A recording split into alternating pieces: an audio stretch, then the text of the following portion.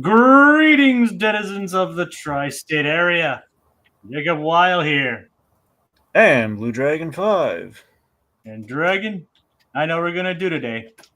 We're going to activate the Recap-inator and discuss my favorite cartoon, Phineas and Ferb. That's in honor of the 15th anniversary and in preparation for the upcoming revival. I'm guiding Blue Dragon 5 here through the series, experiencing his reactions, watching it for the first time, and reliving my summer memories throughout the years.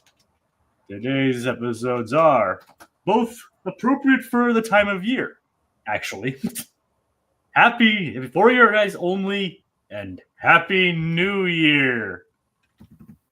Again, two very appropriate episodes for this time of year, Dragon? Yep. Logia says hi. Yo. So Dragon, it's maybe we should start off with the new winter-themed title sequence before we get into the actual show itself. Yes, we should. All right, so what'd you think of that? So, am I crazy? Is this the first time they've done this, or? No, they've done it. I mean, what do you mean? They've done it at least once before, right? Well, not a winter one. Well, they kind of did like a one for Christmas when they did the Christmas theme. Okay. It was a different version though. One that had a chorus and everything. Mm-hmm. So, but yeah, it looks like it's still pretty fun winter, huh?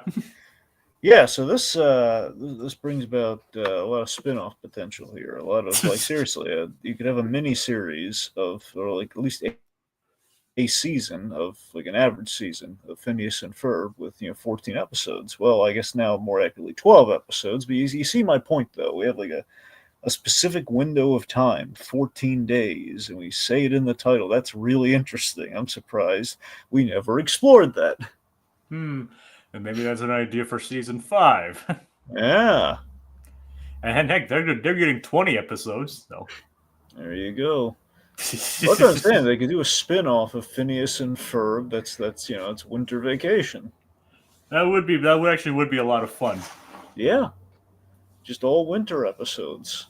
I mean, they've already got like a lot of the ideas a lot of the plots shown in the episode in the intro itself. I mean, honestly, that's what I'm saying. They just tell them to keep it simple. Just do 12, all right? Because they've already done 2 of the 14. If you count Christmas, it's even less. We could potentially do 10 episodes.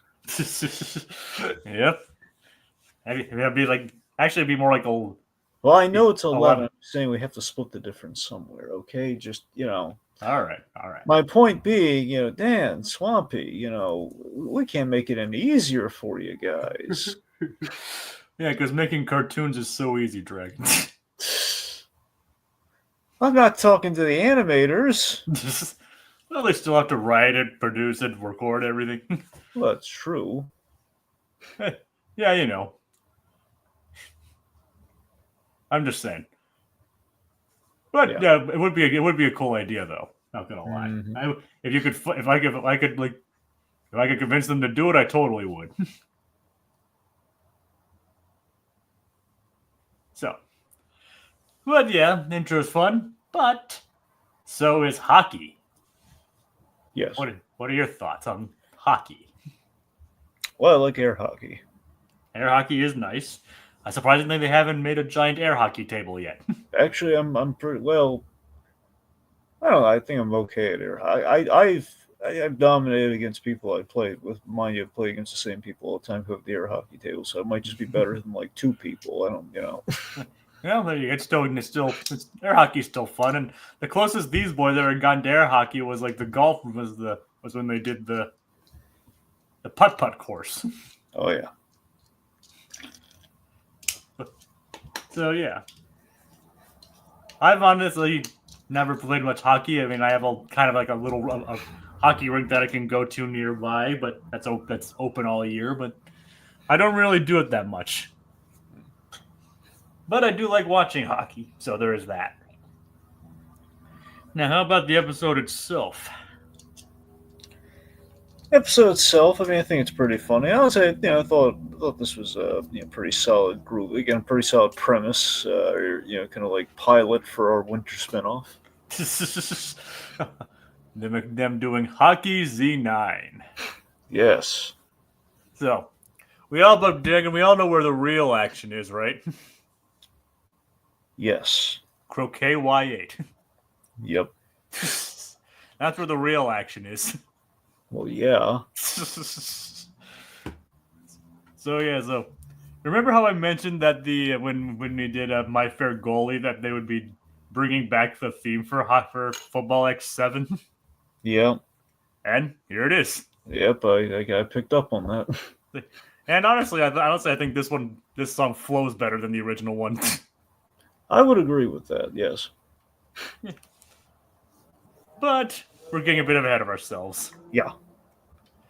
So, they boys turn on a sprinkler system and automatically create a ice hockey rink in their backyard. Don't you wish it was that easy?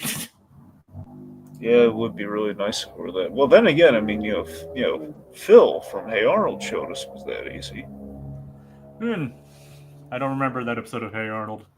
Yeah, it's the snow episode where he kind of realizes he's been a little hard on Arnold, and he kind of makes up for it by turning on the hose, and he basically turns the street into an ice rink. Yeah, that's a driving hazard. Well, I mean, no one was driving, so it was fine. Yep. Yeah. Well, it's all the brain cells that he's missing. What? What? You said Phil, right? Well, yeah, Grandpa Phil from Hey Arnold. Like I said, remember, do you have any? You have brain cells, right, Grandpa? No, not since Woodstock. Ah, yes, right. Right, now I got you. Yeah, I remember that. Yep. Not since Woodstock, short man. It's really good, actually. Yeah. But yeah, that was great. So yeah, there must have been all the brain cells missing. Yep. But it was probably a nice heartwarming moment in reality, though. Oh yeah, that was great. No, seriously, it was really good. And I still need to watch more Hey Arnold. Yes, Jacob. yes, you do. There's just so much stuff I need to get caught up on already. Every episode except Arnold Betrays Iggy. Every episode but that one. Yeah, I'm aware of that one. It's the only truly bad one of the bunch. Yeah, I'm aware. Beyond that, I think maybe the permanent record one's a little on the flimsy side, but aside from that. But I mean, I've seen quite a few, but I just haven't watched it all the way. But yeah, like when, and so the boys. So it turns out Lawrence knows a bit about hockey. Does he now? Yes, he comes up. He has all the terms, even though he never played it once. I still think he's making up a lot of those terms. Well, I know some of those are real terms, like deking and all that are real terms. So yeah. So, and so, but he's actually booked them a show for the local ice hockey game, and so they decide to kick it up a notch. So, and of course, Candace pretends to know a lot about ice hockey for Jeremy. Yep, for Jeremy. And we get the explicit confirmation that Stacy and Ginger are sisters in this episode. So it was in doubt. Nope, it was never. Well, like I said, Swampy confirmed it himself like years before this episode came out. No. But it was this episode in universe that confirmed it. Okay. Like, it wasn't said up until now that they were sisters. But now you know. Now you can say for sure they're sisters. Well, there you go. Get a sister named after a cookie. Well, more after like a spice, but. Well, no, it's a spice. I'm just saying the whole, the Girl Scout thing. And she's a fireside girl, right? Yes, she is. Ginger snap when she gets mad. She snaps. She snaps when Bal G mentions Mishti. Yeah. Yeah. I'm not making that up either. She wants cookies. Oh God. So, Dragon, how familiar are you with hockey? Well, I wouldn't say overly familiar. I mean, I've seen, well, for example, I didn't know who the ref was, if you're asking me that. You Uh, did or did I, not? I did not. Okay. Let's see, what was I getting at here? All right. All right. I mean, I've heard about Wayne Gretzky. I mean, pretty much everyone's heard of Wayne Gretzky. Kevin Smith tells a wonderful yarn about Wayne Gretzky. Is it a brief yarn? No. All right, then we'll have to hold on for Well, that I mean, one. just look. Long story short, just to kind of summarize what the yarn is. Okay. Kevin Smith basically after I believe Zach and Mira didn't do well, he kind of went into kind of soothed the pain. And he basically watched this hockey documentary about Wayne Gretzky, and he became so enamored with the story of Wayne Gretzky. Made him revitalized the hockey fan in him. That's nice. Yeah, that's what I'm saying. Wayne Gretzky and his father. It's just kind of a whole beautiful little story about Gretzky. And Wayne and his brother hold like the most amount of points ever scored in hockey. Yep, most assist. Yep, because and Wayne hold like his brother holds like a couple points, and Wayne holds the remaining 2,000 of them. I actually got a hockey jersey for Christmas. Oh, nice. What team? Deadpool. Oh, it's a Deadpool jersey. Yes. Nice. Pretty much all my apparel is superhero animation themed. Well, that makes sense. That makes sense. Yeah. I mean, I have an actual custom-made hockey jersey.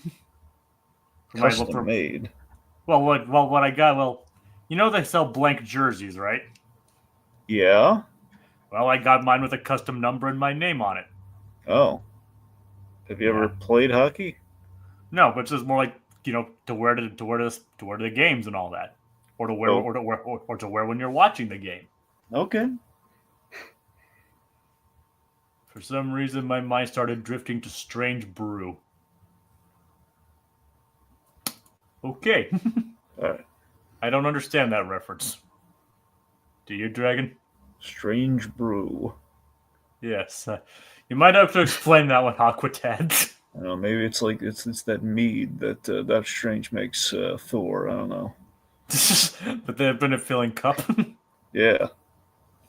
I mean, admit it, I don't drink beer, but I don't drink beer or mead or anything like that. But if I could get one that refilled with Coca-Cola and never went flat, I would totally be down for that. It's like the drink from Ed and Eddie. A soda that never loses its fizz. It's a 1984 movie with Rick Moranis. Oh, nice. Right, that was not on my radar when it comes to Rick. That's not on my Rick Moranis radar. I always remember the weirdest thing Rick Moranis in it that I saw, weird in a cool way, was there's essentially a sequel. There's essentially a sequel to Goodfellas that he's in. Okay. Essentially, it's adapting the well, I forget how firmly it's adapting. It's based on or it's adapted. Essentially, it's Henry Hill in Goodfellas. At the end of Goodfellas, he goes into witness protection. And there's a movie called My Blue Heaven with Steve Martin and Rick Moranis, and essentially, it's hokey as all get out. It's I'm saying like a biopic of sorts, but it's based off the concept of, hey, what does Henry Hill do after he goes into witness protection? And you have Steve Martin playing the Henry Hill parody. That is pretty and interesting. Rick Moranis is like the FBI agent. Oh God. He's basically the witness protection guy. That sounds interesting. So he's like the big tough guy. Plus he plays a big tough guy too, even though he's a small little guy from Canada. Hey. I'm saying he exudes masculinity in this. I'm not kidding. Like he's he's short, but he's like, you don't want to mess with that guy. Oh damn. Speaking of big tough guys. Yeah. Let's go to Doof's plan. Well, to go to Doof's plan, we gotta go to. Hold on, let me get to it. Doofenshmirtz evil igloo into a mountaintop. A. Mountaintop A. Yep. Yes. This is why we rehearse, people. So, as you can tell, We're professionals here, right? We're professional-ish. Yeah, mainly the ish. We're profesh. That too. So, Doof's plan. Well, first off, I love his trap. He got trapped. He traps Perry in a friggin' marshmallow. I love the marshmallow trap so much. It's great, isn't it? Oh, it's so funny. It's like, yeah. I mean, can you imagine being trapped in that kind of thing? In a marshmallow. I gotta be honest, it sounds kind of fun.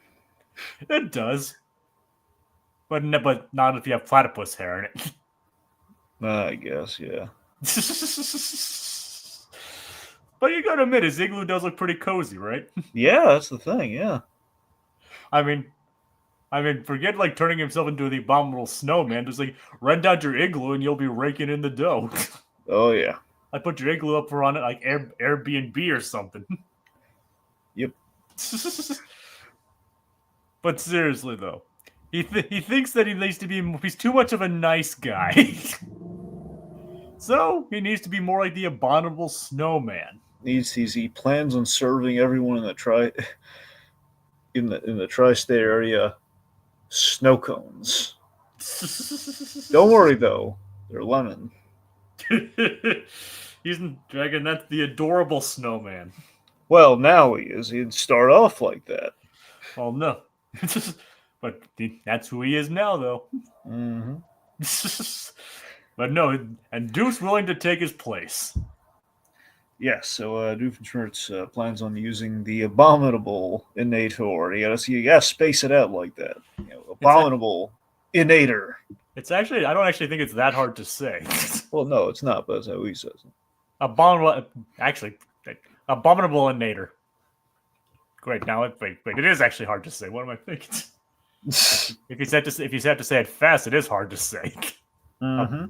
Abominable-inator. And this guy ain't no bumble, is he, Dragon? No. Oh, sorry, I'm having trouble with my mic stand. There we go. Can you still hear me? Yeah, Loud and clear? I think so. All right. So yeah, what do you think of the idea of turning himself into a giant hairy monster? I mean, I love that he misses at first, which is just kind of ridiculous and funny. Yeah, he hits the marshmallow. Yep. And if you didn't want to eat that marshmallow before, you definitely don't want to eat it now. Yeah, you don't want to eat that now. Unless you're into hairy marshmallows. Which, speaking of which, Doofenshmirtz hits his fanny. Yep, or behind for the folks in the UK. All right, fine for the folks in the UK. He hits his bum. It's his. His bum.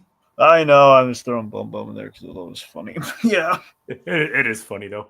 Yep. It's like. Honestly, I don't even know if we have any. I don't even know if we have any fans in the UK.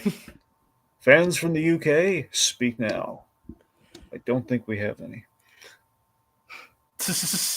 Aquatet points out if the tri-state area thing doesn't work out, Doof has plenty of other business ventures to fall back on. Oh, of course, but he's too stupid to actually turn them into ventures, so that's the problem. Yep. I mean, he's currently focusing on Evil Incorporated. Yep. And, of course, it has a nifty hat and yarn, too. Hat and scarf. I love the silly stocking cap. It's like, hey, that's some yarn. We never figure out what that means. Well, Jacob, I mean, it's pretty self-explanatory. He had some yarn. I know, So but he got a knitting. The question is, why did he have so much yarn? Well, didn't we see him with a yarn-related plot in some other episode? I mean, I think so, but maybe it's just left over from that. That's what I'm saying. That's why. And believe it or not, this isn't the only episode this season where Doof turns into giant hairy creatures.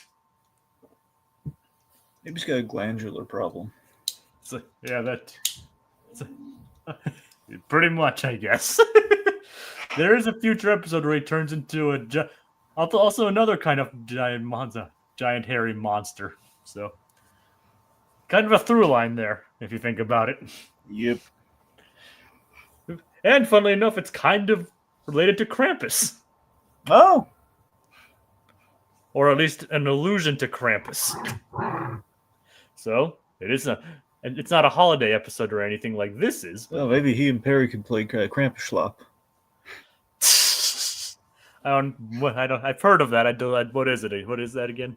Oh, so basically, it's a game you play with Krampus, in which Krampus, the giant hulking goat man, he'll basically, it's a game of like who can knock out the other guy first through slapping him until they either die or you get knocked unconscious. Well, hopefully It's very ceremonial. Basically, you kind of like hence the schlop. So basically, you just kind of hit him a few times until it's like you're like almost, and then bam, slap until That is... It's kind of like the game from Ed and Eddie. That's my horse. It's a little bit like that. The dance, I mean. That's my horse! It's your horse! It's your horse! No, Double D, it's my horse! So imagine that, but as a game. That's interesting. That's essentially it. Sounds fun. Well, depending who you're playing against. Yeah, I don't want to play against Krampus. Well, yeah, no one wants to play against Krampus. He's the undefeated champion. Not even The Rock wants to play against Krampus. And he's The Rock. Yeah, more like the Pebble when he goes up against that guy. I see the cryptid fascination from season 1 has returned back for season 4. I guess so. Well, I mean, yeah, the cryptid. I think he's referring to Bigfoot. Right. I'm guessing he's referring to Bigfoot. Yeah. Like, because there's also Nosy, but he was in season 2. Mm. Nosy was probably my favorite of the cryptids, though. Well, yeah. You can't not like Nosy, right? No, we all like Nosy. Yeah. Good times. Pretty much. Yep. So, back to Hockey Z9. What do you actually think of... Well, first off, Linda having to explain what a disposable camera is. Okay, my favorite part of the episode. I love Linda's quest for the disposable camera at the gift shop, and she's missing all the exciting stuff, which admittedly, it's not bustable if Lawrence approves, which he does. Yeah. Anyway. Yeah, I mean, fair point. So just Linda just explaining how a disposable camera functions to this store clerk is just crazy to me. It's crazy funny. It's just it's great. It's a camera. You take out the film to have it developed. Then you throw away the camera. What's film? Do you know what's strange, Dragon? In the first season of this show, one of Candace's plots was to grab a disposable camera. Right. But apparently she forgot what that was in the course of a single summer. Yeah. It also tells you that the show had been airing for since it had been being made in 2006, and then this episode being airing in 2012. So by that point, even by the time the show was being made in the first place, digital cameras were becoming more in vogue. I still like the idea of the disposable camera. I mean, I do too, especially like a Polaroid. I was remembering this gag from The Office where it was kind of like The Office was waning. It wasn't like Michael Scott was still there, but Erin, the new secretary, because we had to advance Pam. Erin, the secretary, played by Ellie Kemper. She basically is hey, Michael, let me take a picture of the disposable camera, and she does, and just instantly, she doesn't take the film out or anything. She takes a picture and then she tosses the camera in the trash. Just not grasping the concept at all. Just just going off of the name. Disposable camera. Yep. Just takes the picture, throws it in there. Yep. Oh God. That's another show I need to watch. Well, maybe to a point. I don't know. I guess you should probably watch it to the end. I couldn't really get to it. I mean, I saw the ending, but I kind of had to skip past it a little. Is it Michael Scott leaving? Yeah, when he left, things just took a really off turn. It never was the same when he left.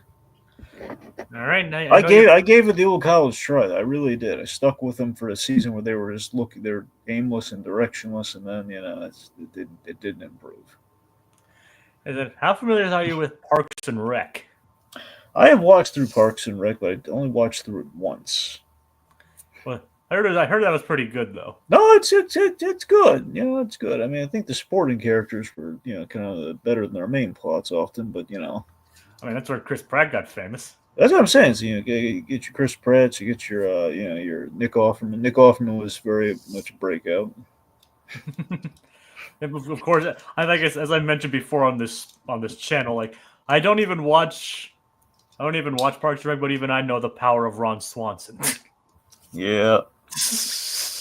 I think one of the funniest Ron Swanson I've said. I will watch compilations of clips of Ron Swanson. I think he's really funny. There's this one about basically finding Nemo that cracked me up. Where he had his girlfriend and her kids, their daughters, and they're watching Finding Nemo, and basically he got sick because the kids were sick. This is like, I thought they were sniffling because of the emotional content of the film, but that was not true. Something along those lines. That is funny. Yeah.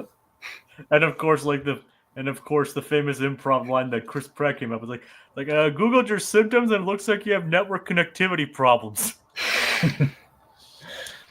Yeah. Which was apparently improvised, and the writer hated him for it because it was finer than anything he ever came up with. God. Yeah, that's really ultimately the contest of Parks and Rec. You got Chris Pratt and you got Nick Offerman, but I tell you, man, I think Offerman's got it 8 ways to Sunday. I mean, don't get me wrong. Like, I don't even know the name of Chris Pratt's character in Andy Dwyer. All right, but he said, of course, like I said, I know of Ron Swanson. Mm-hmm. That's the power of Ron. That's the power of Ron Swanson. Plus, his whole thing is that he's anti-government, but he works for the Parks Department. He's the boss. So that's what's really funny. But he hates. Is he aware of the irony at least? I think so. I'm pretty sure, if I remember correctly. Yeah, like that's the whole. I think the whole reason, like he's very laxed and very, he doesn't want any progress to happen. And then Leslie Knope comes by and she's all about progress. So there's your conflict. Speaking of it, that's where Amy Poehler got famous. God, I think the dynamic. That's the thing of the show right there. His dynamic with Amy Poehler is the fact that Amy Poehler is just this beacon of sunshine, and he's just this he's a block of wood or cured leather. He's just the fact that it's like. I think one of the funniest jokes is like, if a memory serves, it was like his birthday or something, and he always says like not to get him anything. So she got him like the most perfect gift ever. It's basically it's like because he's irascible, isn't like people bugging him. And he's very solitary, so he has like a little door closer to his office, like push the button the door shut without him having to get up. And you see him get emotional and teary-eyed a little bit. It's the best gift I've ever gotten. It's great. Anyway, I think I'd really like Ron Swanson. The Ron. Oh yeah, I mean you should binge it, man. The Ron Swanson show. Yeah. Well, even if you want to save yourself that time, watch the Ron Swanson clips. I mean, he's probably the best part of the show. Anyway. I still think Adam Scott should be able to play young George Lucas. Yeah. Yep. All right. So anyway, Dragon. Speaking of which, and by speaking of which, I mean not entirely related at all. What did you actually think of Hockey Z9? It was nice. It was it was very it's like Mad Max meets hockey. Pretty much, yeah. It's Mad Max on ice. And of course, hockey hooligans, a reference to, sports hooligans and all that. Mm-hmm. And did you catch the Shakespeare reference? I don't think I did, no. Where the band was being chased off by a bear. No. Well, in the Shakespearean play The Winter Tale, there is a very famous and bizarre exit. bizarre stage direction that is known as "Exit Pursued by a Bear." Huh. It's quite a well-known stage direction, and that's a reference to it. Huh. Kind of appropriate, also considering it's winter themed. Yep. What was I? Oh, all right. Sorry. Right. I love Isabella as like the deep voiced announcer gag. That was pretty funny too. Yeah, I mean, remember that is a callback to when she did the monster truck rally announcement. Yep. And with the same guy too. Dink. She could be the inner world guy. Don LaFontaine. Yeah, she could be the next LaFontaine. Well, she has the voice for it. Oh yeah. Like, R.I.P. Don LaFontaine. Your voice is sorely missed. Yep. Your movie trailer announcement voice is sorely missed. So the fact there's like a whole movie dedicated to Don LaFontaine, or like a parody of the man. Like a movie announcer? Yeah. Huh, what's it called? Well, let me think.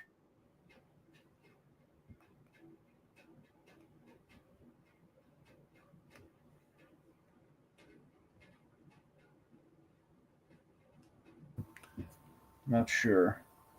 Yeah, I don't know. Well, it's God.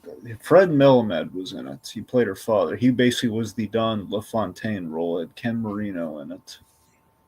No idea. God. Maybe. Oh, actually, there's a chance it was just called In a World. I mean, that would be appropriate. Yeah. Well, anyway, I'll see if I can. Maybe it'll come to me. It's just let's keep going. Oh yeah. So yeah, Hockey Z9 is a hit with the audience. Doof and Perry fight. Perry gets to see Perry fight an abominable snow doof. Jacob, I just realized something. Yeah. It absolutely is called In a World. Oh, nice. Like In a World ... That makes sense. Yep. Okay. It is called In a World. Okay. Yep. Wasn't crazy. It is that. All right. Anyway, sorry. Keep going. So yeah, you get to see Perry fight an abominable snow doof. Yep. Definitely not an adorable snowman. No. And like I'd say a couple notches below Abominable. Looks cool though. He does look cool, yeah. It actually kind of works out quite well for him. It actually kind of works for a bit too. It succeeds, and I also kind of wanted to see Perry zapped by the beam, but oh well.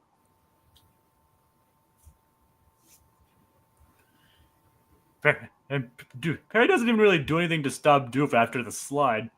He just runs into a bunch of trees and gets zapped back. So, but not before the random green ray from the sky hits the Zamboni. Okay, so a few things with the Zamboni. Yeah, do like the Zamboni? No. With the Zamboni, I'm convinced the Zamboni is a reference to a Stephen King movie. What makes you say that? Well, a few things. Okay, one, Mr. Stevens. Secondly, the fact that it's got a face on it when we turn into the abominable snow Zamboni. Well, again, I'm thinking it's a reference to Maximum Overdrive, in which we have the giant truck with the Green Goblin face on it. Thirdly, it does make me think. The moment I saw it, every time I see a Zamboni now, I always think of one of my favorite jokes from the first Deadpool movie. You're about to be killed by a Zamboni, and it's just slowly coming towards him.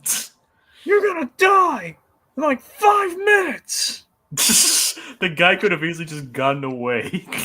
Well, no, he was injured and crawling on the ice. So I know, but he probably still could have crawled faster than the Zamboni. Yeah, probably. Deadpool was just doing that to mess with him. God, it was funny. When I thought of maximum overdrive, I thought of plankton. I knew I should have gotten the turbo.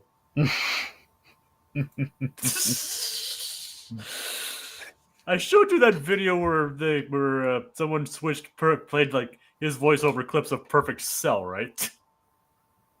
Or at least you've seen that video, right? I think so. It, Yeah, it's cool. did they have the college line? Yeah, that was literally the first thing in the video. I went to college. It's like he's like pointing to his head. He's like, "I went to college." There you go. It's Yep, basically Cell saying like the whole like, you see this, so long as this is intact, I'm unkillable, Goku. But with, I went to college. Yeah, which is funny. Yep. God, Perfect Cell was so schmarmy, you know, it was just great. Yep. He does fit the Plankton voice. It does. He does, and perfect single cell.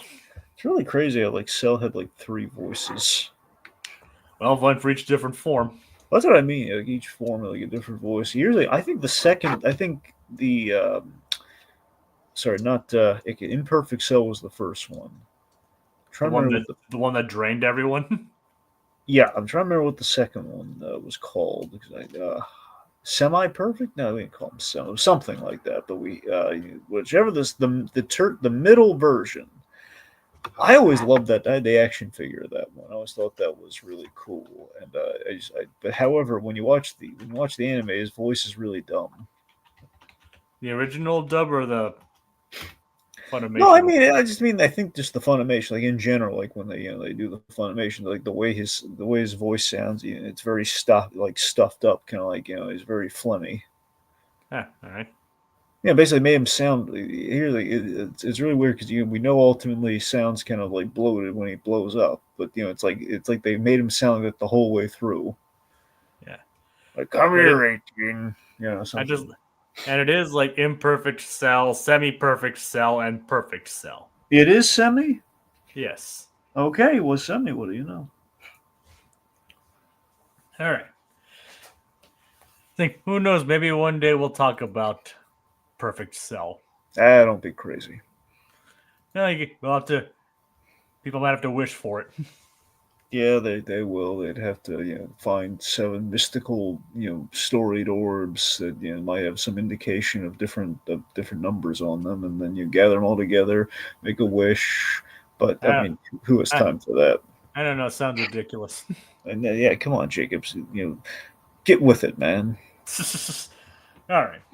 So get your head out of the clouds. A flying nimbus cloud? Yeah, exactly. Get your head out of the flying nimbus clouds, man. It's called reality. Let's go back talking about the show with the mad scientist and then the monitoring secret agent. All right, sounds like a plan. And speaking of that, we see the giant Abominable Zamboni clear the ice. Yes. So by the way, Candace's plot, because we kind of Zambonied over it. Yep, literally. Yeah, so she basically, she had Stacy in her ear, kind of providing her hockey facts so she could kind of pull the wool over Jeremy's eyes. Doesn't work out. Yep, instead of, just, they're like, yeah, I don't know much about hockey. Maybe you can teach me. Yeah. And, look, use that as a bonding experience. Like, she can, instead of pretending, but it's this Candace we're talking about. Yep. And of course, Ginger throws a wrench into that plan when she takes the computer. Speaking of which, with the Alka is the fact that heat's out at Alka and like the computers are frozen. Literally, poor Carl's his hands are completely stuck in the ice cube computer. Yep. But he did call the furnace guy. Apparently, he's on a vacation in Aruba. Yep, Aruba. Which in this case, we can just say, "Dang it, repairman." Yep. Carl didn't do anything wrong this episode, or did he? He didn't call him. Maybe he didn't call him sooner. Yeah, probably. But we're not gonna chastise over it. He can't defend himself. His hands are frozen. Yeah. So His hands were frozen today. So we'll give him a pass this time. Yeah. Next time, though, he won't be so lucky. You lucked out, intern. But remember, he's a paid intern. Yeah. Only in name only, though. Have you ever seen the movie The Intern? That's the one with Anne Hathaway and Robert De Niro? Yeah. No, I haven't seen it. Oh, I love that movie. Like where he's like he's the intern and all that, and like at some kind of company, and she's in charge. Yeah. Like I said, I haven't seen that one. Oh, it's so delightful. I kind of joke with Tiki. It's Pleasantries the movie. It's so darn pleasant and feel good. It's a good time. I'll have to give that a look see then. Yeah. Anyway, so Linda has her disposable camera, takes a picture, and again our Canadian celebrity, Luke Robitaille, yes, like takes a picture with all of them in their post-apocalyptic hockey gear. Yep, and that's it. And but Candace came up with a plan to get across the ice by dressing as a hockey player. And he saw right through that. Like, you're just going to pretend to be a hockey player, get on across the ice, aren't you? Yes. Well, at least we're on the same page. Yeah, he's a Canadian. He's friendly. Which, by the way, speaking of which, Yeah. I did like the impetus behind this one. Canada in the backyard. The disproportionate number of comedians and bacon. You do realize Canadian bacon is just ham. See, Laserbeard can't let us have nice things. He's got to ruin bacon, just making it ham. It's like, no, it is bacon. It's Canadian bacon. So yeah. Yeah. So, and of course, Candace breaks the puck and breaks the hockey stick and is sent to the penalty box for unsportsmanlike conduct. Yep. But she's actually a good sport and waits her time. Yeah, but secretly she's having an anxiety attack, and it's going to take Jeremy to get her out of that. It's going to be a whole spiraling, kind of like big, kind of emotional crux to the episode. But we had to cut it for time. There you go. Was that because of this, or was it just a coincidence? Coincidence. But there we go. But yep, I'm not sure we're going to get Inside Out 3, but there's only so many more emotions they can introduce before it becomes a bit too overcrowded. Hey, we still have nostalgia. Yeah, but she was technically introduced in 2, so it doesn't really count. Well, I'm saying she can take a starring role, and we have like Riley in her golden years. Yeah, I don't think though. I don't know how good of a movie that would make. Yeah, Riley on her deathbed. Yeah, new from Pixar. The main protagonist from the previous two movies dies of old age. You joke about that, but remember, we've almost killed off our characters, and we've seen them put in essentially an old age home in a third movie, which is like the most financially successful of those movies. Like, well, yeah, it's like they didn't actually die of old age, though. Well, they almost died, and they were getting up there, and the whole point is like they're still up there.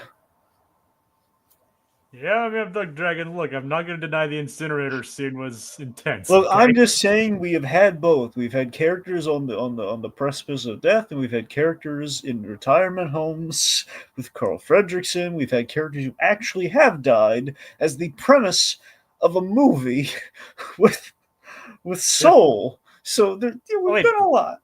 And, Coco as well. I know. It's not even getting into Coco. It's, And Carl Fredricksen didn't go to retirement home. Well, I'm saying there was a threat of the retirement home, and he was retirement age. So, I'm just saying we've done films with the elderly. We've done films with the elderly. We've almost killed our characters. We've actually killed our characters. We've killed our characters within 5 minutes with Ernesto de la Cruz in full view of everyone. But he And deserved then at the end of it, pretty much not even towards the end of Act 1, like 20 minutes in the movie, Joe Garner meets an end in Fallen in a Manhole cover. And let's just face it, admittedly, Ernesto deserved it in hindsight. Well, absolutely. We didn't know that at the time, though. No, but in hindsight, he deserved it. Yeah, and he got killed twice.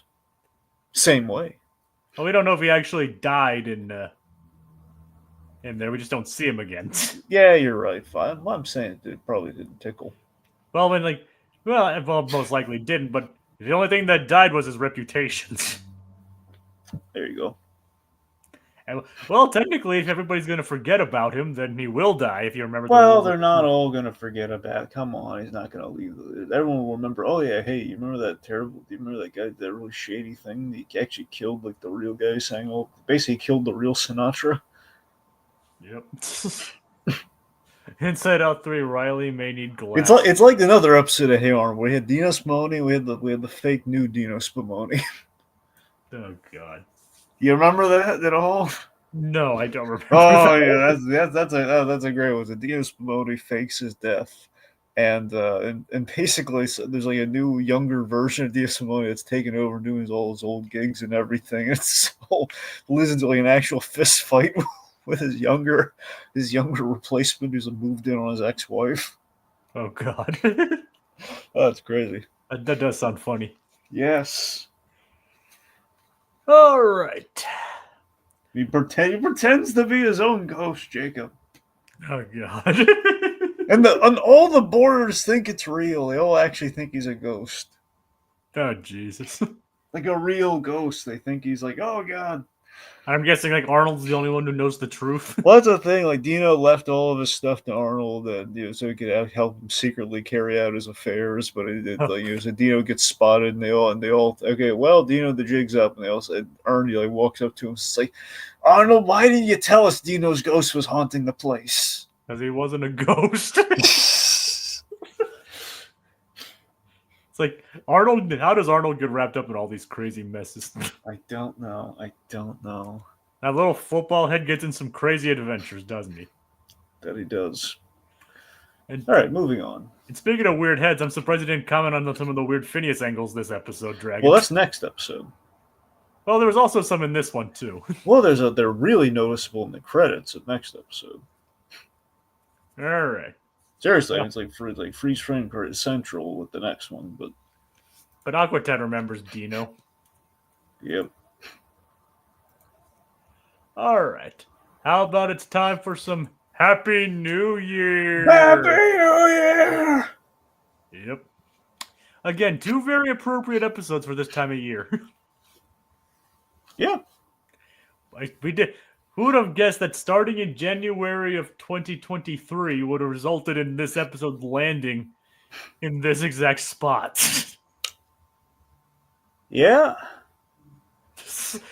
How's that? This is our first year of like Phineas and Ferb, right? No, we did. We started last year. Well, sir, sorry. I mean, carrying into it, but yeah, you're right. I guess going all the way back there, 2 years, that does bring us to, we're pretty close to the end. Yep, we are. This is only the second episode of the original final season. So yeah, it's like we've been doing this since the beginning of 2023. Right. So all because we skipped the musical clip-tastic countdown. Yeah, it was worth it. Yep. See, you made a right call there. That we did. The Telltale game has rewarded us. Like, well, then again, if we had done it, this would be after the New Year. Well, that's what I'm saying. We don't want it to be after New Year's. We want it to be before New Year's. It's like, it's a premature celebration, Norm. It's like, so yeah. So, what are your thoughts on Happy New Year? Yeah, this was I thought this was really good. It's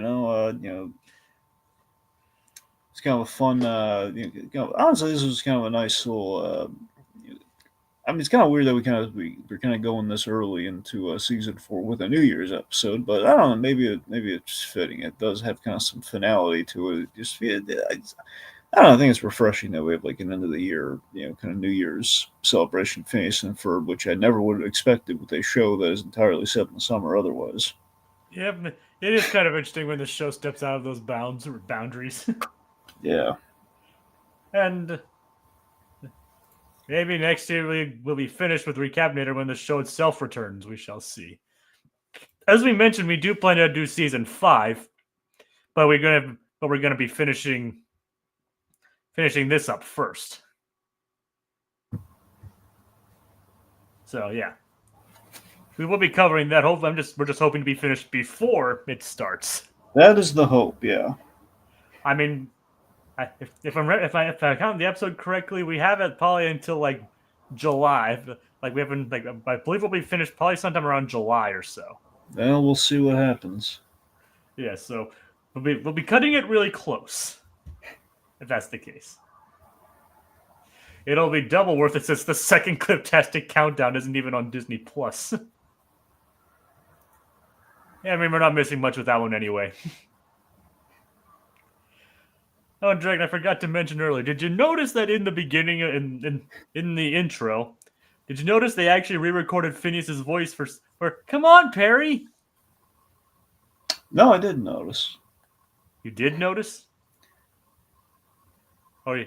Well, go back and rewatch the intro for these pair of episodes, and it's his modern voice. It's his modern voice saying, "Come on, Perry," the deeper voice. Yeah, no, I'm saying I did not notice, Jacob. Well, that's why I'm pointing it out to you. Thank you.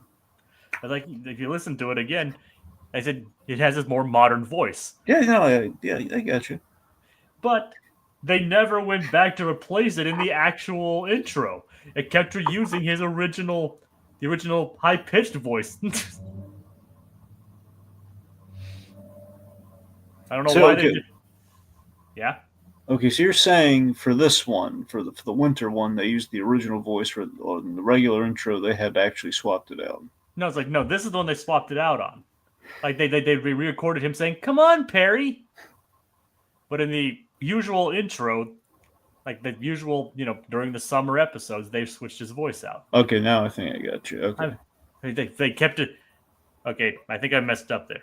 This they recorded the usual. They kept the usual one for the summer episodes. If that makes sense. Okay. So yeah, I'm just saying they probably should have done that, but well, who am I to judge? Maybe they couldn't. So yeah, so it's New Year's Eve, which in reality is only 4 days away now. Hard to believe, huh? Yeah. This year's gone by pretty quick, hasn't it? Indeed it has. And the boys are off at the Garcia Shapiro house. Ready to watch the ball drop. And at first, Isabella has some other plans. Yeah, she's looking forward to what happens after the ball drops. Yeah, the midnight kiss. Yeah, she wants kissy face with the old cone head. Well, it's more triangle head, but yeah. Well, I know I was going with what Buford says, but yeah. Yeah. And even Finney's like, well, I know what we're going to do tonight. Really? Yeah, we're going to make a giant ball drop. Go into space and have a giant ball drop. Isabella's like questioning her life choices, like, what am I, of all the people, why did I settle on him? Because Dragon, look at him. He's a triangle. Well,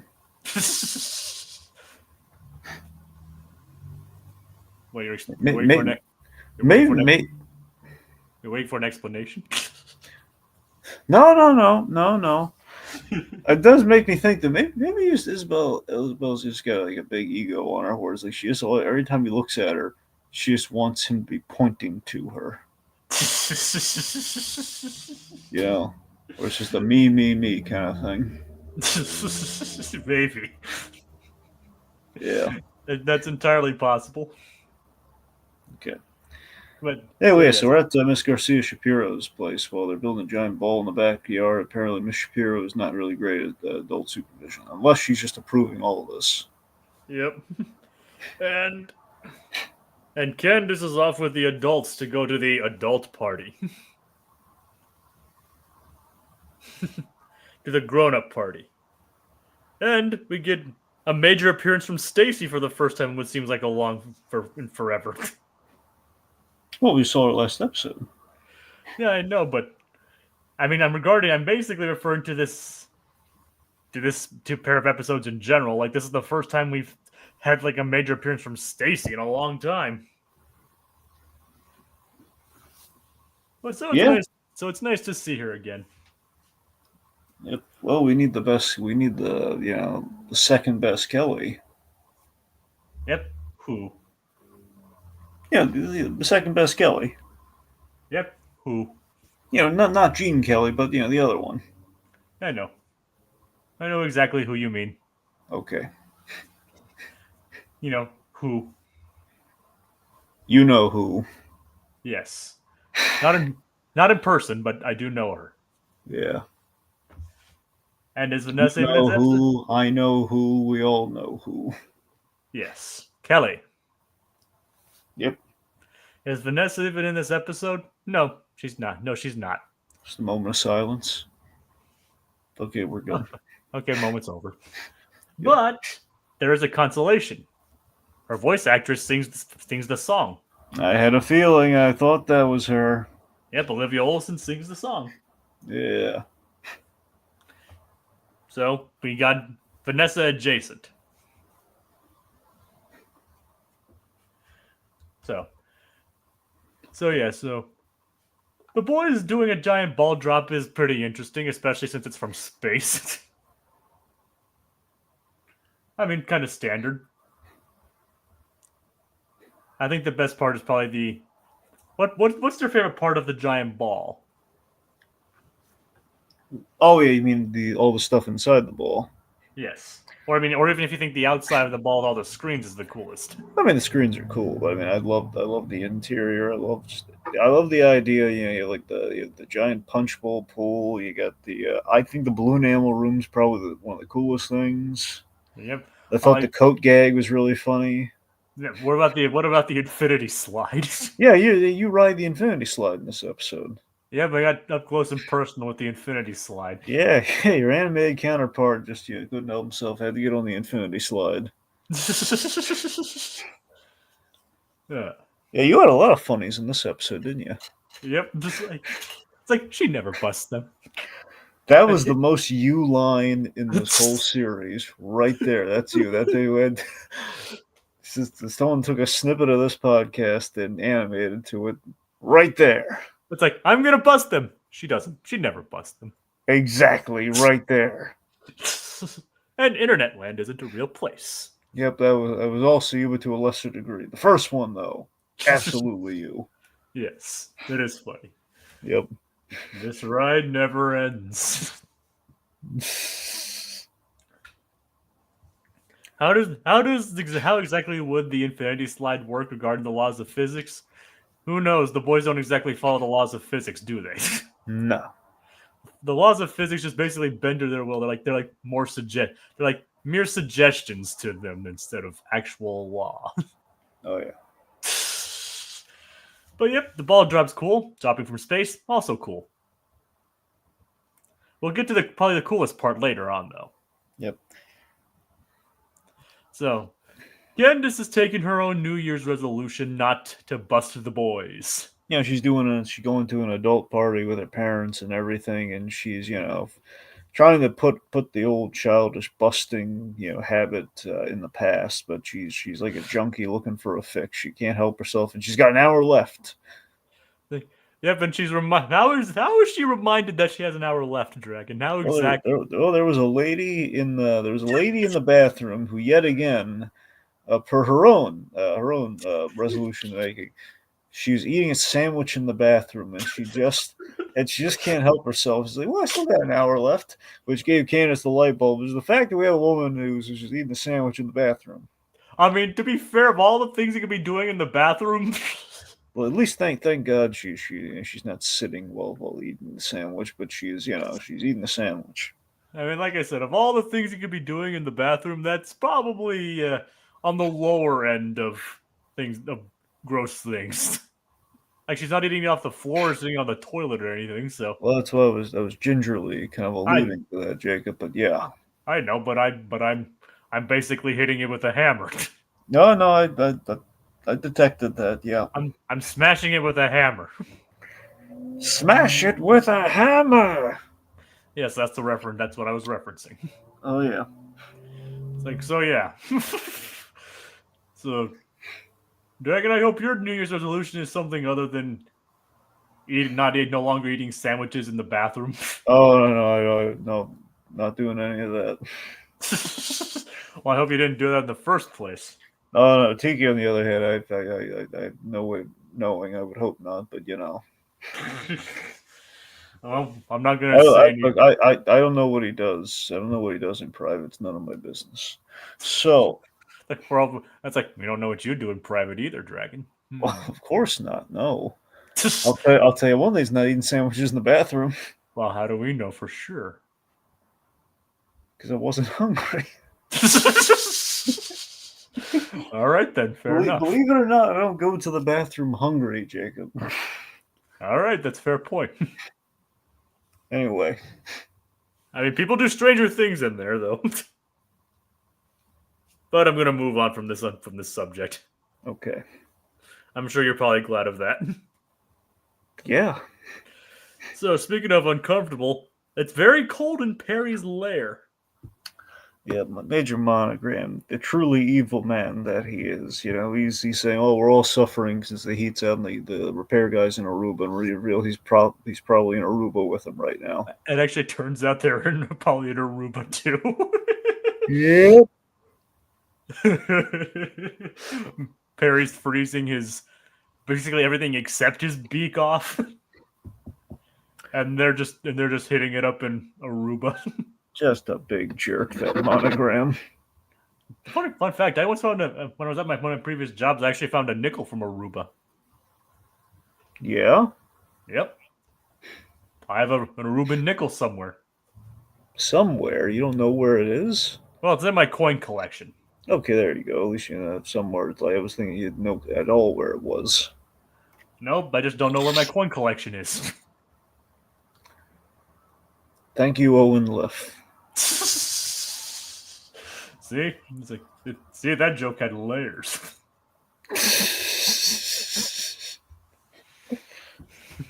Did you ever see the movie Throwing Mama from the Train? No, I know it. I know it's one of the Schwarzenegger DeVito comedies, though. No, it's not remotely. Oh wait, who isn't it? DeVito, yes. And it's Billy Crystal, right? Yeah. Oh yeah, I was thinking of something else. Yeah, I think Rob Reiner directed that one. Yeah. Oh yeah, I knew the Danny DeVito one was right though. And Barry Sonnenfeld was the cinematographer on it. It was a big success for him. Nice. Yeah. And that was probably before Men in Black. Oh, absolutely. Yeah, that was him after Big and before Men in Black. After Big, all right. Yeah. That's what I'm saying. So, well, here's the thing. So it was not before Men in Black, before Adam's. Adam's Family was his first movie, and then he did Men in Black. Yeah. Well, he did other stuff before Men in Black, but essentially that's I think like Adam's Family Values. Well, you're right, that too. So if like off the top of my head, I want to say it was there's Adam's Family Values. For Love or Money was there before. I think For Love and Money was before Men in Black. I think. Was he involved in Get Shorty? Yeah, that was his. It was. He did that before Men in Black 2. All right. That was a big one for him. Also he had a really tough time with Gene Hackman on that movie. And John Travolta. Here's the thing. Gene Hackman, really, that guy's strong coffee in the strongest sense of the word. And that, if he senses any weakness in anybody, Gene Hackman apparently does not suffer fools at all. And on the flip side, you have John Travolta, who, was very much, that was like that was an early movie for him, and because I don't, you get the sense Travolta was not really a movie guy. At least, at the very least, he really much warmed up to the idea of being a movie star, and it was very apparent that he folded like a lawn chair with Gene Hackman. He had a lot of trouble memorizing his lines, which Gene Hackman did not have the patience for. So there was a lot of Yeesh. That's what I'm saying. Like Travolta, you get a sense Travolta tried. Here, let me scratch that. The way Sonnenfeld tells it, Sonnenfeld is a guy. He's like Kevin Smith. He tells a story with nothing to lose. Like he will just tell it like on Front Street.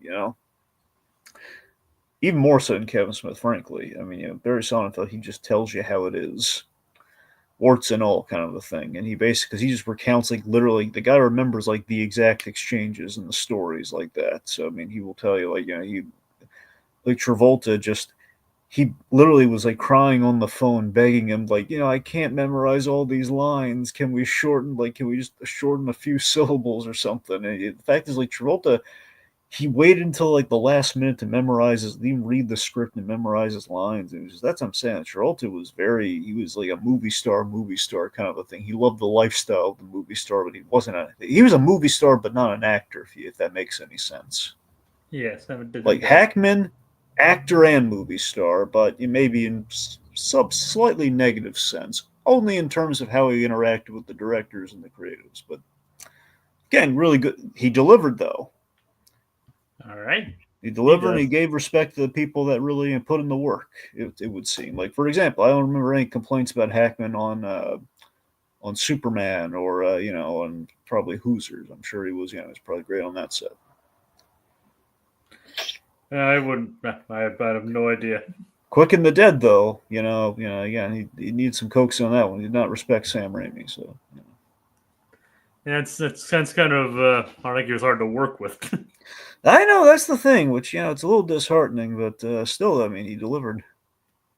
And the funny thing is, he wasn't even the biggest diva on Superman. Well, of course, yeah. Well, that title goes to Marlon Brando. Yeah.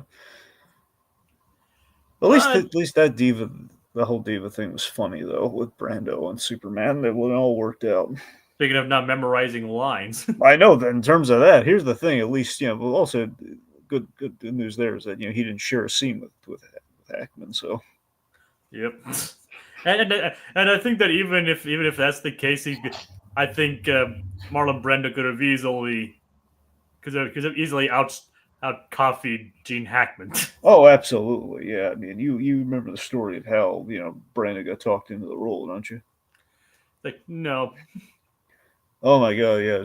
I guess real quick. Because one of my favorite stories in all of cinema is the making of Superman. I really love everything that came together for the first Superman movie. Essentially, he was Richard Donner was warned, like about Brando, and he likes to, he's going to say he wants to play Jor-El like a green suitcase. Just go with it. Just say yes. Just play along. He's basically going to try throwing like weird . Random stuff at you and just But he specifically told him prepare for green suitcase. It's going to sound completely nonsensical. Anyway, so he goes there. Tom Mankiewicz and not Tom Mankiewicz. It's him and Alexander Solkine, the producer. They go there, talk to Brand, basically schmooze him, and they take him apart because they want him because they need a big name. Mm-hmm. And Brando says, I want to play it like a bagel, which just completely throws Donner like a bagel. Just completely wants to play it like a bagel, and he's saying like maybe Kryptonians that they don't speak English, maybe it's like electronic sounds. He basically wants to play it like a bagel who's making electronic sounds. And anyway, so then Donner basically called him on saying, you know what, that's not gonna work, Marlon, because the kids. Everyone and their mother knows that Jor-El is supposed to look like Superman. He's supposed to use Kryptonite. He looks human. So then Brando basically clams up and basically kind of in kind of a neat way, he says, "I talk too much, don't I?" Basically saying, "Yeah, I know, I was just messing with you because I like to mess with people," kind of a thing. That's funny. Yep. But we made Aquatad hungry. Yeah, we have penchants for doing that, Aquatad. Yep, I mean, we could probably find someone to talk 30 minutes about bagels. Yeah. So, but we're not going to do that. We barely even talked about this episode yet. Yeah, Jacob, would you put a tomato on a bagel? I don't actually eat tomatoes. Okay. Anyway, back to the episode. No, that ended that conversation, didn't it? Enough about the sandwich. It's like, all right. I know that's a reference to something. Wait, really? You don't know what that's a reference to? It's on the tip of my tongue. We've made it on this show many times before. I know, but I can't remember. What is it? Freakazoid. Right. It's Gutierrez, saying, like, enough about the sandwich. It's from the episode Hero Boy from season 2. All right. Anyway. And there's our Freakazoid reference quota. Okay, so we trap Perry the Platypus in cider. Perry the Corcopus, we call him. Yep, in a giant bottle of sparkling apple cider. Because we don't want to say what the other stuff is. Nope. And besides sparkling apple cider, jeez, where did that come from? A lot of fun. Yep. Sparkling apple cider is delicious. There you go. How do you? Like, I had some the other day and it was delicious. What do you think, Dragon? Especially chilled. It's not really my go-to beverage. Fair enough. I mean, I don't go to it all the time, but if I'm going to drink, if it's available, I drink it. Yep. But so, Dragon, what did you think of Doofenshmirtz's plan? He having recently learned of New Year's resolutions. I love the fact he recently learned it. Yep, he's been like in Drusselstein. They couldn't change anything, and so he's been in the United States for well over 20 years. He's got married, has a daughter who's 16 years old, and only just recently learned about New Year's resolutions. Yeah, not a smart man, no. Yep. I mean, he's a good evil genius, evil scientist, but pretty much everything else is kind of up for debate. Oh yeah. So, what is his plan? Well, the plan is he's got a black bow tie with a button on it that says the black tie. It basically says the resolution change-inator. Yeah. I love that it's labeled on the tie. Yeah, probably should I didn't mix it up with his other black ties.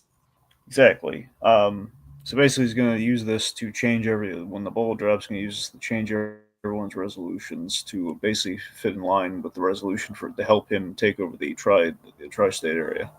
Which is a smart idea. Yep. Except for one major glaring flaw, which we'll get to later. Oh, yeah. But again, as we've established, he's very foreign to the idea of the resolution because of his upbringing in Drusselstein. Yep. Even though he's been in the United States for over 20 years. All right, so crux of the episode, Candace is 1 hour to bust the boys versus enjoy the adult party. She's struggling to get there in time, and when she does, she finally, thanks to your animated counterpart, she has like the satellite uplink that she needs. Also, what do you think of her parkour skills? It's impressive. Yep. It's like, well, my parkour training paid off. Oh yeah. Anyway, so the ball drops. She's broadcasting the thing. Lawrence and Linda, they're making kissy face. Aw, which is adorable. Again, they clean up very nicely. Oh yeah, absolutely. And we have this gag where like this one lady says, "Oh, if they're my boys, I'd bust them." And this Kansas runs up to her and says, "Adopt me now!" God, that was a really funny moment. Yep, so clearly just saying it out of exasperation and frustration and all that. Oh yeah. Also, we have the coat room fight between Perry and Doof. Which results in Doof actually being more dressed than he was before. Oh, yeah. Well, speaking of which, I remember, Perry's like, Perry, Platypus, you can't be here. This is a black tie affair. Good joke. Well, it doesn't say pants, so I guess you're okay. But even the singers are like Perry again. Hey, you gotta admit, Perry looks good in a tux. Yep. Or is it just a regular suit? I can't tell if it's a suit or just a regular tux. I think it's a tuxedo. Does it have the? Did it have the tails? Well, it's kind of hard to tell because he has a tail, Jacob. I know, but I'm just saying, does the actual suit have a tail? Well, I don't think it does, so it's probably just the suit, unless you saw something I didn't. I'm trying to look for the still shots, but I'm not seeing anything. But so it might just be a regular suit. Okay, he's dressed for the occasion is the operative point here. But Doof is definitely wearing a tux. Well, yeah. And this weird feather and this weird purple vest thing. Anyway, Perry. It's like Perry, when Doof's about to fire his weapon, he just sits there. And lets him do it. Yep. Yep, just stands there and lets him fire it. This is really nice. He kind of allows Doofenshmirtz a victory here, in a sense, just like, it's the end of the year, I'll let him have this one, of course, knowing it'll backfire on him naturally. Yep. And then it's like, it worked, Perry the Platypus. Now let's go to the city hall. Like, wait, what are you doing? Nobody follows and keeps their New Year's resolutions. His entire plan was undone because nobody keeps their New Year's resolutions. It's really funny. Yeah. I mean, it's just a classic way to the end, and true to real life. Because how many times have people made resolutions and just failed to forgot about it within a week? So yeah. But but you still kicked and punched me. It's like, yeah, you're right. It's what we do. Yep. So tonight they're playing noisemakers. It's a happy affair. Yep. We even see Doof and Perry dancing together. Yep. Big old dance party. The ball is dropped. We have kissy face between Lawrence and Linda, and kissy face between Candace and Jeremy. And all the kids dancing as well, even including a Gangnam Style reference. And Phineas, we see it especially during the credits when we see more dancing. Very off model when we have the head, the profile shot there. He looks forward, oh god, he's.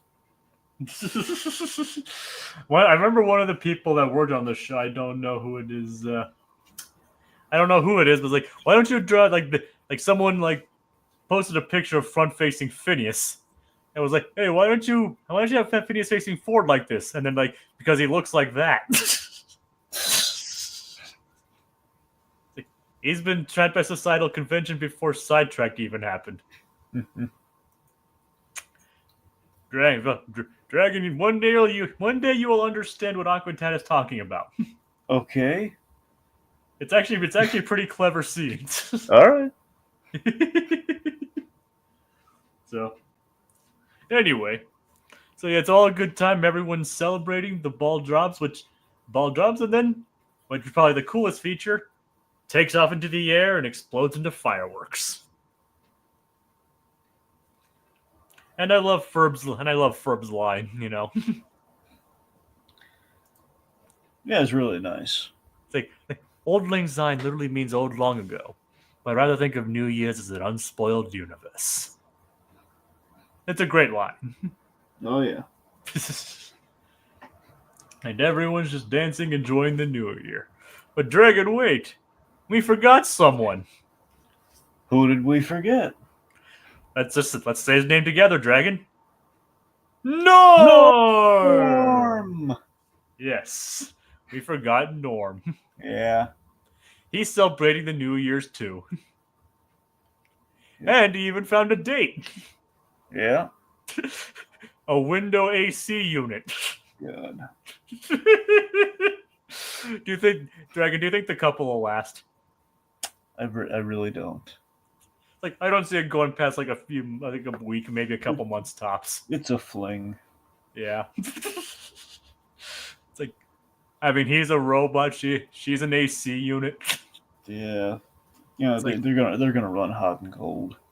Yeah. He runs on squirrel power. Yeah. That's what I'm saying. It's not made to last. Nah. She'll think he's nuts. And he'll think she's being too cold. Oh yeah.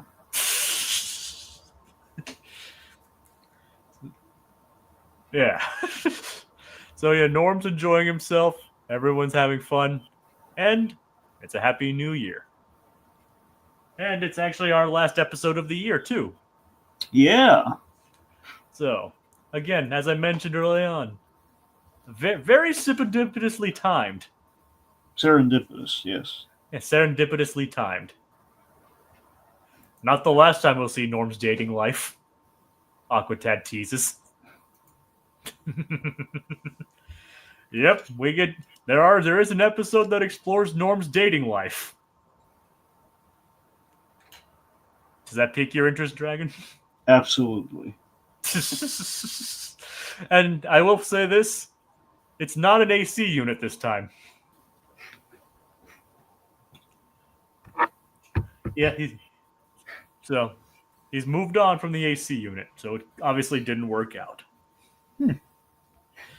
All right, so thank you all for being here for us with the new year and all, and coming with us through an entire other year of this show. I'm still having a lot of fun doing this, and it's fun to take everyone through this journey through this show. And here's to the rest of season 4. I know it's kind of weird doing it in the second episode, but it felt kind of appropriate. Any final words of the year for this podcast, Dragon? Yeah, it's been quite the adventure, and I'm hoping we can pull it off before the new season starts. But we'll see what happens. Regardless, it'll be a fun ride. Oh yeah. And as I've mentioned, if season 5 happens to still be going by the time we're still going on, we'll get caught up. We'll catch up through season 5. Thanks for coming. Thanks for embarking on the longest summer ever with us, folks. Oh yeah, this summer's been going on for almost 4 years. Yeah. Thank you, Aquatad, Code Geass. We had Jay, Little Blue. We had Claude here briefly. Right. So thank you all for joining us next week. Joining us this time, and join us next week when Candace outsources. Good night, everybody. Happy New Year! Happy New Year!